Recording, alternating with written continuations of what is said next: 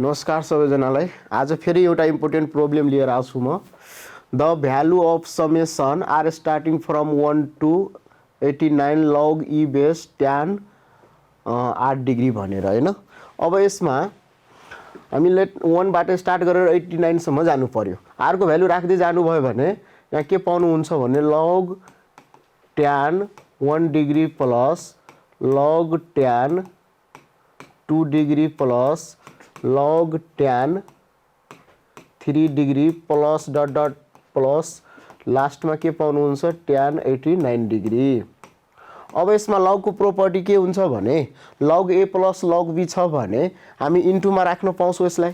त्यही भएर यसलाई के गर्न पाउनुहुन्छ log tan 1 degree into tan 2 degree into tan 3 degree dot dot tan कति डिग्री 89 डिग्री हुने भयो।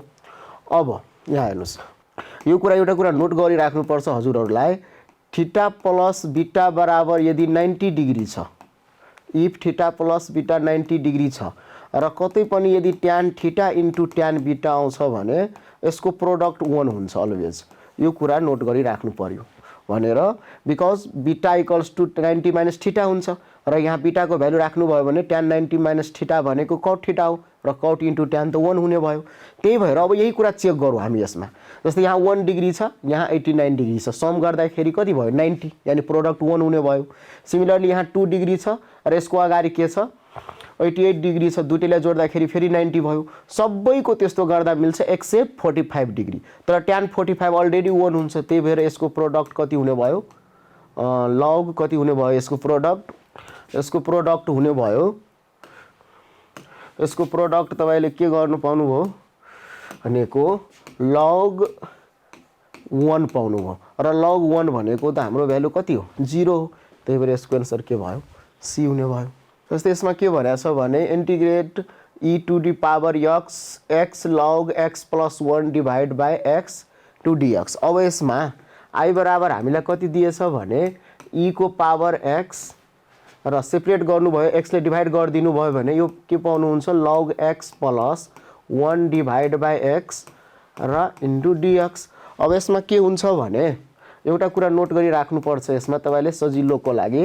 इन्टिग्रेसन अफ e को पावर x fx कुनै पनि फंक्सन छ र प्लस उसँग सँगै उसको डेरिभेटिभ आको छ भने यसको इन्टिग्रेसन हुन्छ e को power x fx plus c हुन्छ। fx लेट गर्दाखेरि यसको डेरिभेटिभ हो, यो log x को डेरिभेटिभ f डैश x हो। जस्ट यसकै रूपमा छ भने यसकै फर्ममा छ भने एन्सर के हुने भयो e को power x into fx that is कति log x प्लस कति c हुने भयो। यानी कति नम्बर प्रब्लम एन्सर हो ए नम्बर हो। Integration of x cot x plus log sin x को छ हैन। अब यसमा हामीलाई कति दिएछ भने i बराबर x cot x plus log sin x र इन्टु के छ dx। अब यसमा फेरि एउटा कुरा नोट गर्दाखेरि हामीलाई सजिलो हुन्छ। के नोट गर्नु पर्यो भने यदि x f डैश x छ र प्लस fx आछ भने यसको डाइरेक्ट इन्टिग्रेसन के हुन्छ भने x fx प्लस c हुँदो रहेछ। अब यो कुरा चेक गर्दाखेरि माने यो भनेको fx भयो हाम्रो fx र योसँग यो x सँग डेरिभेटिभ आउनु पर्यो f डैश x। यो कुरा चेक गरौँ पहिला हामी। log x लाई fx माग्ने भने fx भनेको के हुने भयो log sin x हुने भयो। अब डेरिभेटिभ गर्दाखेरि f डैश x गर्दाखेरि यहाँ के हुन्छ log को 1 बाई sin भयो र sin फंक्सन को के फेरि cos भयो, cos by sin cot x भयो। भन्नाले यो फंक्सन को डेरिभेटिभ यहाँ छ भने डाइरेक्ट इन्टिग्रेट कति हुन्छ यसको भने x इन्टु fx हुन्छ। x भनेको त x हुने भयो हैन र fx को ठाउँमा कति आको छ यहाँ log sin x आको छ प्लस c। त हाम्रो एन्सर कति हुने भयो यसमा ए नम्बर नै भयो हैन।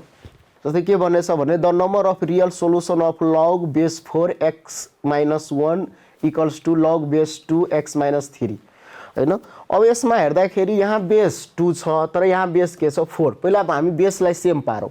सेम गर्नलाई के गर्नु पर्यो भने log 2 को स्क्वायर गरेर x माइनस 1 बराबर log 2 बेस x माइनस के लेख्न पायो 3। अब हामीलाई एउटा प्रोपर्टी थाहा हुनुपर्छ log एक्स वाईको बेसको पावर छ भने यो बाहिर आउँदाखेरि डिभाइडमा आउँछ यसरी 1/n log x base y यो कुरा नोट गर्नु पर्यो। जस्तै 2 को पावर छ भने यो 2 लाई बाहिर निकाल्दाखेरि यो डिभाइडमा आउँछ यानी 1/2 log 2 बेस x - 1 बराबर log 2 x - 3। अब तपाईले यो 2 लाई क्रस मल्टिप्लाई गरेर यहाँबाट माथि राख्न सक्नुहुन्छ, चाहे डाइरेक्ट यसलाई पावरमा राख्दा पनि हुन्छ। जस्तै मैले क्रस मल्टिप्लाई गर्दाखेरि यहाँ आउने भयो 2 र यो 2 लाई फेरि केमा राख्न पाएँ मैले पावरमा भन्नाले कति लेख्न पाएँ यसलाई log 2 बेस x - 1 लाई हामी log 2 बेस x - 3 को के स्क्वायर लेख्न पायौँ। अब बेस मिलेपछि यो र यो के भयो क्यान्सल आउट। यहाँ भयो x - 1 बराबर x स्क्वायर - 6x + 9 हुने भयो।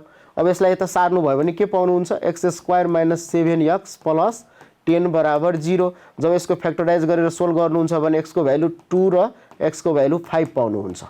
अब यहाँ दुईटा भ्यालु आउने बित्तिकै तपाईले दुईटामा टिक लगाउन मिल्दैन। पहिला जहिले पनि के कुरा नोट गर्नुपर्छ भने लग वाला प्रोब्लेममा अलवेज चेक गरिराख्नुपर्छ के। जस्तै यो मैले 2 गएर यहाँ चेक गर्छु हेर्नुस् 2 - 1 1 ठीक छ, तर 2 - 3 त माइनस आइदियो। लग माइनस भनेको त रियल नम्बरमा अनडिफाइन हो, त्यही भएर हामीले यो 2 भ्यालु भएन के। x को भ्यालु 5 राखेर चेक गरौँ। अब 5 - 1 4 ठीक छ, 5 - 3 2 ठीक छ, यानी पोजिटिभ भ्यालु दुईटै दिएर दिन्छ। यो एउटा भ्यालु मात्र भयो। देयरफोर सोलुसन कतिवटा भयो एउटा सोलुसन मात्र हुने भयो।